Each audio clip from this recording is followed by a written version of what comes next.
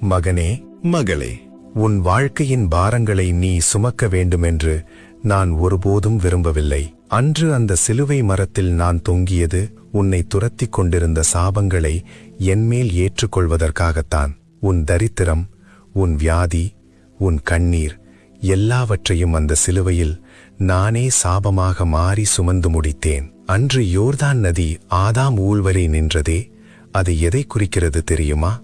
ஆதாமிடம் தொடங்கிய அந்த பாவச் சங்கிலியை உடைக்க நானே ஒரு பாலமாக மாறினேன். உன் கடந்த கால சாபங்களை அங்கே தடுத்து நிறுத்தினேன். உன்னை எகிப்திலிருந்து மட்டும் நான் மீட்கவில்லை, பாலும் தேனும் ஓடுகிற ஆசீர்வாத தேசத்துக்குள் உன்னை அழைத்து செல்லவே நான் வந்தேன். பயப்படாதே, சாபங்கள் உன்னை தீண்டாது.